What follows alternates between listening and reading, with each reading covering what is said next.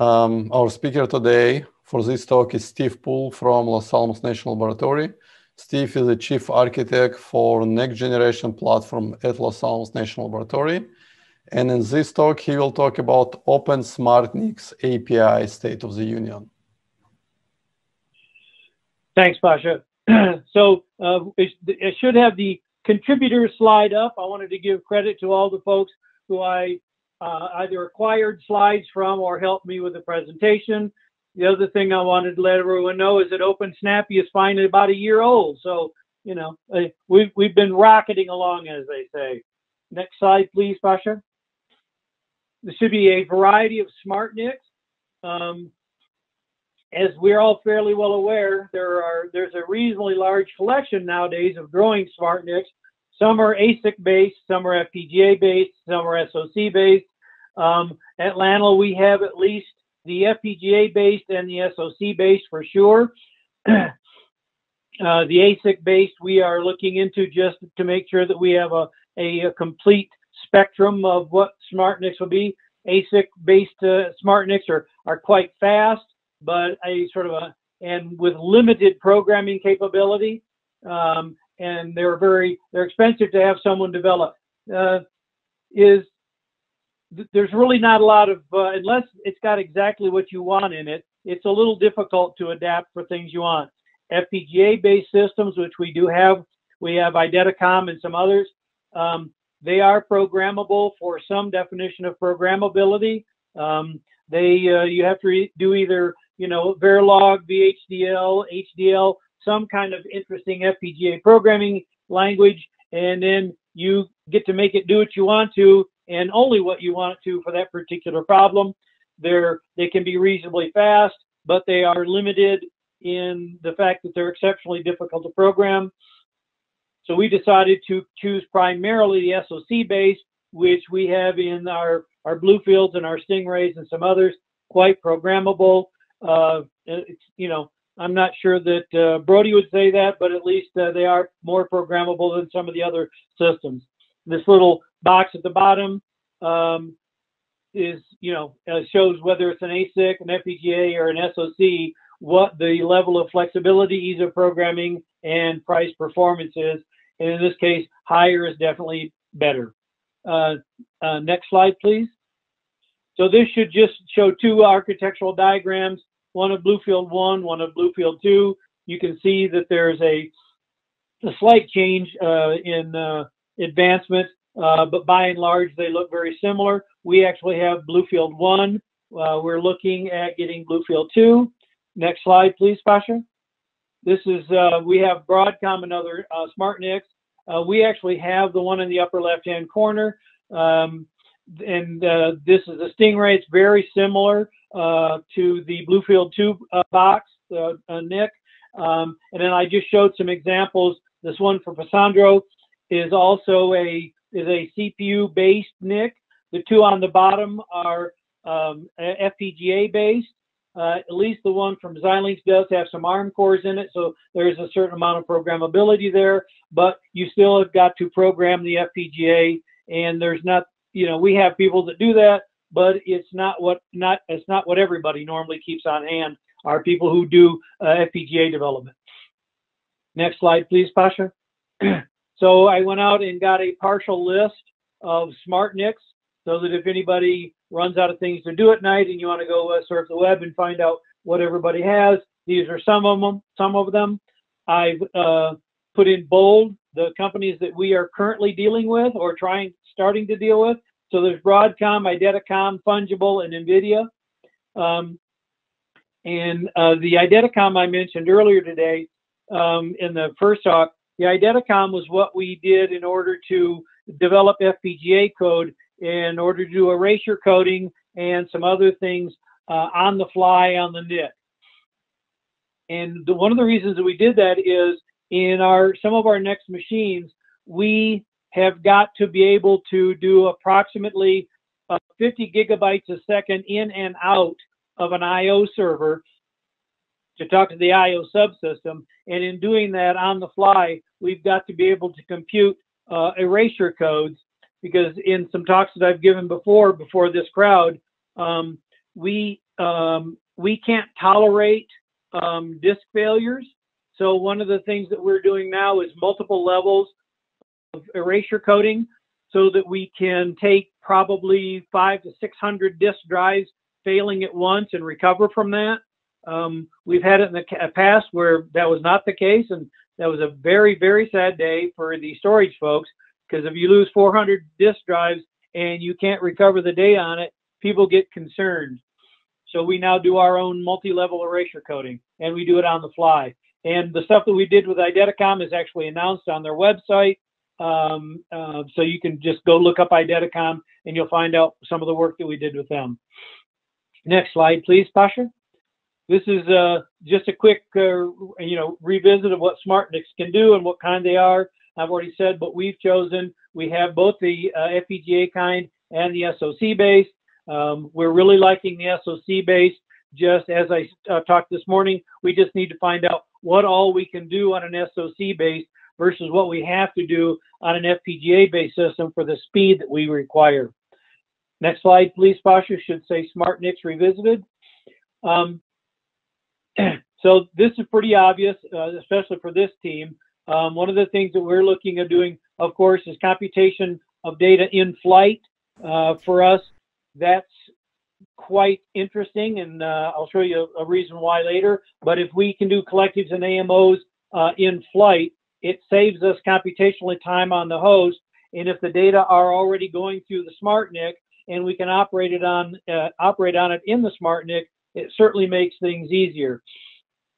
At the very bottom, the thing we're not looking about are just LIMPAC scores. We actually are working on, for Los Alamos, real live scientific workloads and applications that are part of our mission space. Next slide, please. So possible realizations. This is something that we're all well aware of. We've been working it, and what Brody did was actually enabled and built OpenSHMEM and OpenMPI, actually put it on some of the Bluefields, ran code. You've already seen the results of that. Next slide, please, should be one from Alex. Alex, so we've been working on the API and how you would define the API for OpenSNAPI. This is an example of what Alex has done some time ago. I'm sure he's made infinite progress since then, and he's ready to just release the entire API stack to everybody. But just in case, at least this was his basic overview for the flow of how he was working on, or how Huawei was working on implementing the potential SmartNIC for their systems. And I like the part where he says you've got to have the target, initiator, and manager. You got to have all those. The managers, of course, make things go faster. Maybe not. But this is one example of one of the talks that Alex gave at the OpenSNAPI group, talking about exactly what Huawei is working on in order to implement OpenSNAPI. Next slide, please. So this is a draft API example, so it's a proof of concept. So this is not a plan of record. This came from Mellanox. It's not plan of record, it's a proof of concept, but this is what the API could look like for doing what it is, limited functionality, but at least it's a start. And some of this, I believe, is actually functional. Gil can scream if that is not the case, but at least that was my understanding when it was presented. Next slide, please. So this is some of what we've done so far. One of the things we have done is we've actually implemented some applications. We've done it with using the SmartNIC, but not the OpenSNAPI API yet. But we've done some benchmarks for the Department of Defense.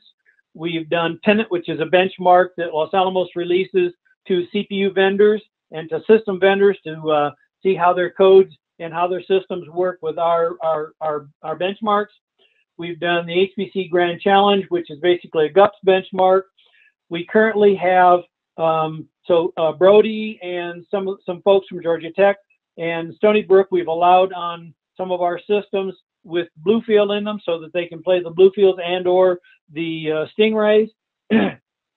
I'll give more update as soon as we get more out of them. They're students, so you can't beat them too much because they're cheap. So we will actually this summer we will also either bring in interns or allow interns to work remotely, which is what we did this last year. Let them work remotely on these systems. We will give them things to work on, benchmarks, as well as potentially trying to implement some of the OpenSNAPI ideas that we get from the vendors. And being able to work on it remotely makes it easier for them. They don't have to come here, and they can do everything they need to from their office or their house, and we give them access to our cluster. This was a picture I referred to this morning, which is one that I got from Pasha, which is the center pillar is the one that Los Alamos is currently worried about for a real live project that we're working on. Next slide, please. Should just be a blue slide that says additional use cases for OpenSNAPI and OpenHPCA. Next slide after that one. A specific LANL storage use case. If you remember this morning, I told you that we had 2 use cases, and I'm going to go quickly over both of them. So the first one is led by Brad and Gary, are on the IO team. I'm sure everybody knows Settlemeyer and Grider. So one of the things that we have to do is have a very high level scalable design goal for the next generation storage services that LANL is going to use. And I'll show you a picture of what we have now and what we want to go to. And we're going to have a lake, not a sea, but just a lake of standards-based accelerated NVMe devices. So the first level tier, if you will be all NVMe. And then after that, we'll go out to spinning disk. When it goes out to the spinning disk, which we need sort of as what we call campaign storage, etc., that'll be approximately between a half exabyte and an exabyte of storage, which is reasonably useful. This design has to be available from all compute servers natively over an RDMA capable fabric. Has to be available securely via user and kernel space to get all the performance information that we need from the fabric and from storage. So if you remember the talk this morning, we are looking at now implementing some of the last slide that had all the green text on it, which were the metrics, the telemetry, and the analytics. We are actually putting that into the requirements for this project.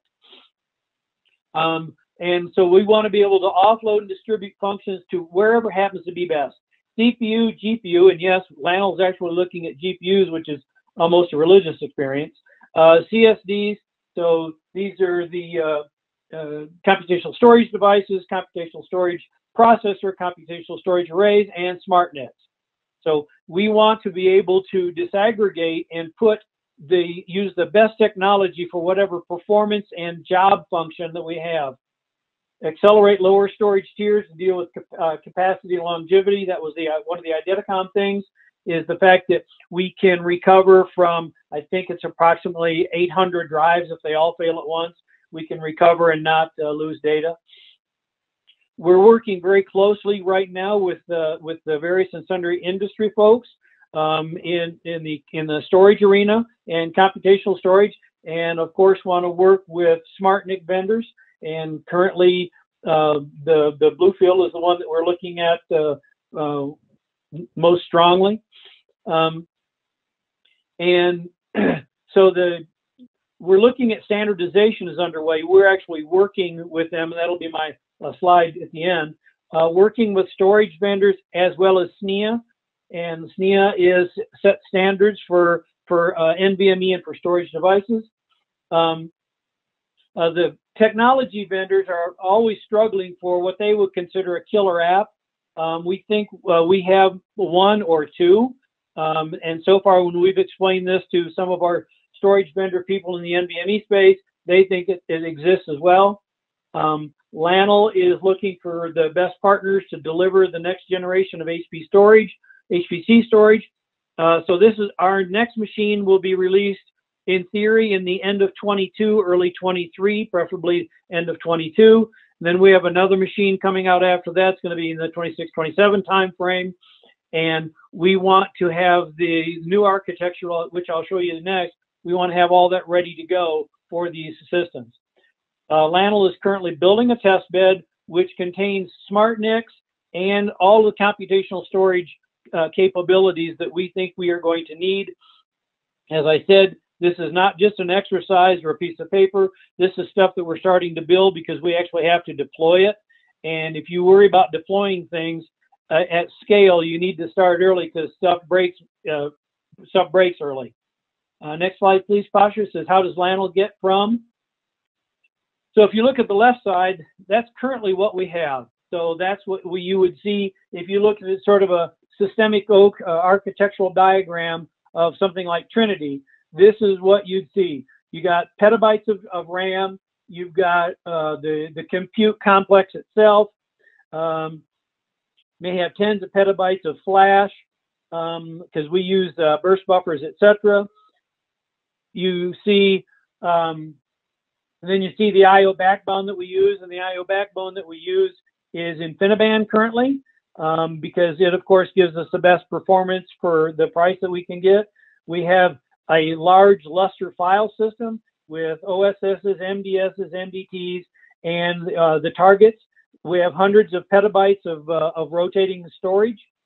What we want, and you can see this is very connected, and every little piece has to flow in a particular fashion. In the future, one of the things we want to do is disaggregate. One of the things that Brad and his team are looking at is disaggregation of all of this so that we can replace any particular section of this with new capabilities.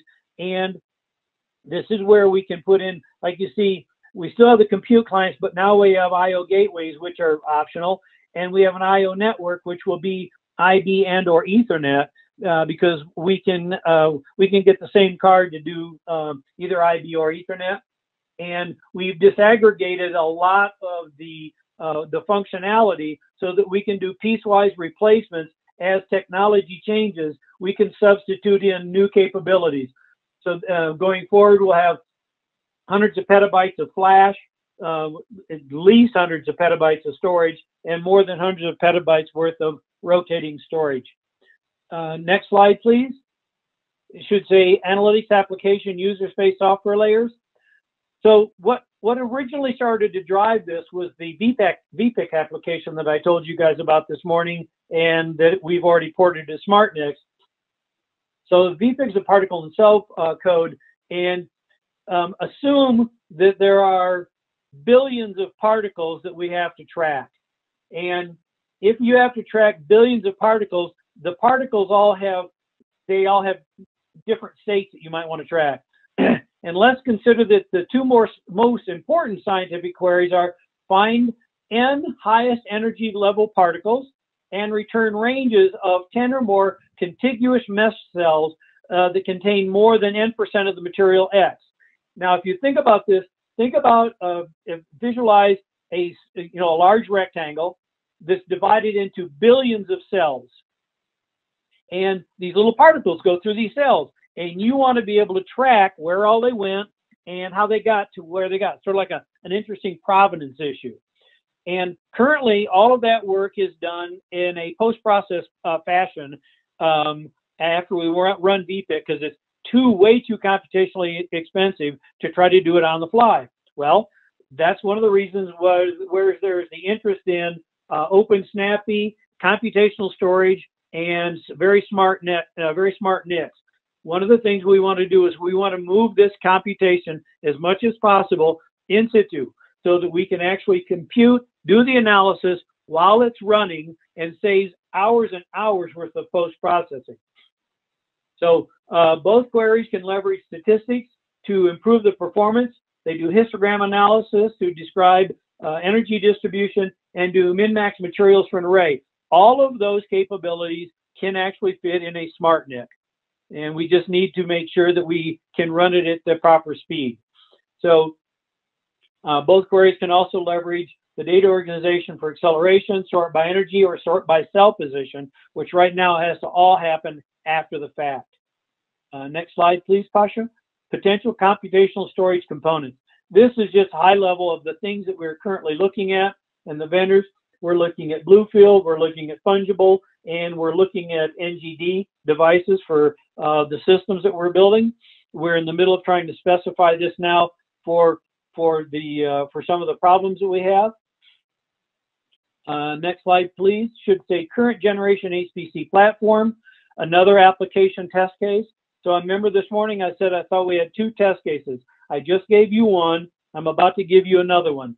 This is one that's of interest to me and some other people. So if you think about what we have currently, the upper right hand should show an oval with arrows going in opposite directions, which is always good. It says this is the I/O flow. So the problem, if I give you a problem statement, which is what math people do, I have a huge database or a data set spread across storage, and I don't care where it is right now. The question is find the needle in the haystack. So this is a problem that exists for lots of people. The seismic industry is one. We have similar problems.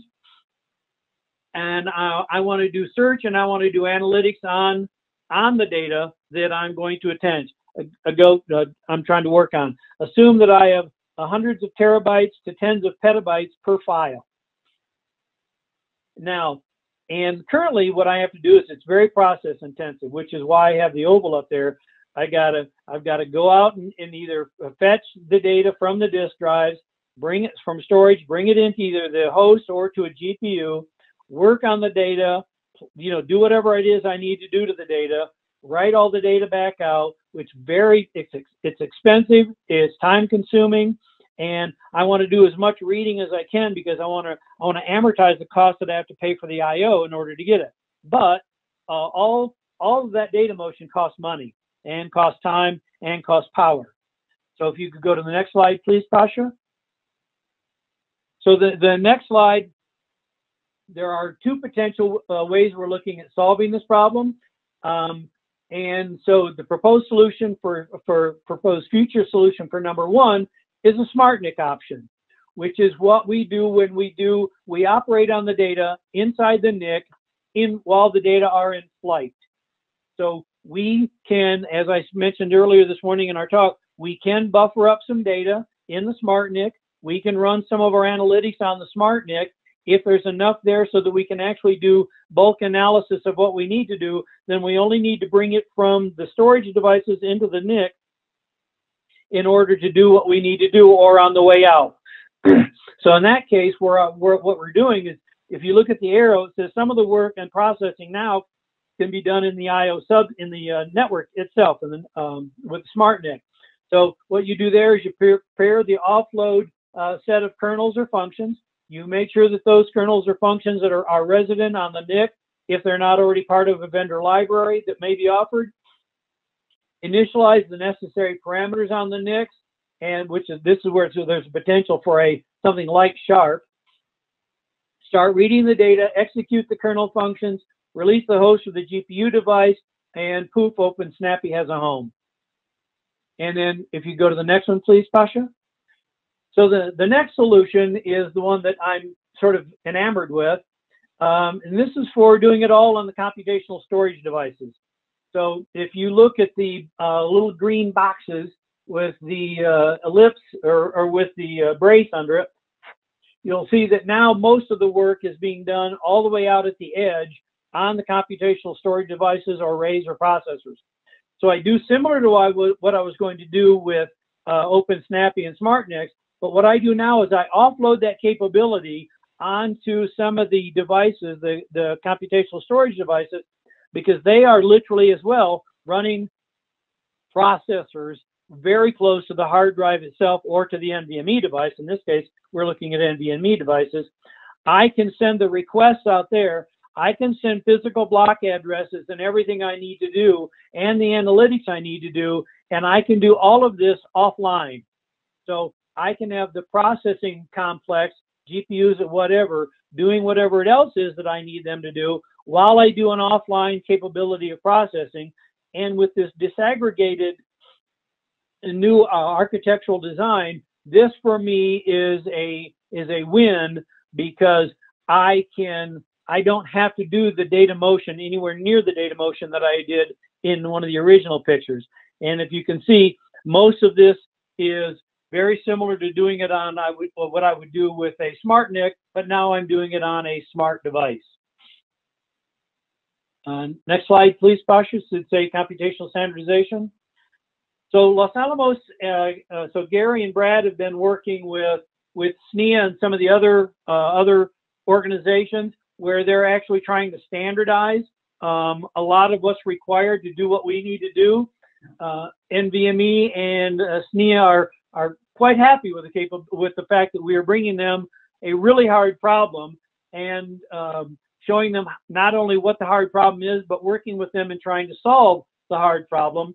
We expect the standard to be out in probably 12 to 18 months, and there are some pre-standard products now, which Lionel is purchasing, as I said earlier, so that we can help move this process along in not only the application space, but in the actual implementation in the hardware.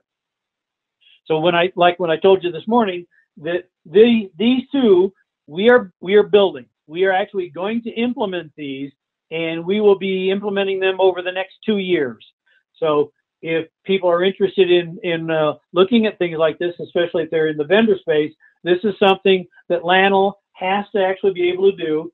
And as I said this morning in my talk, we are going to have to basically build a lot of this ourselves, but we're aware of that, and we're sort of okay with that.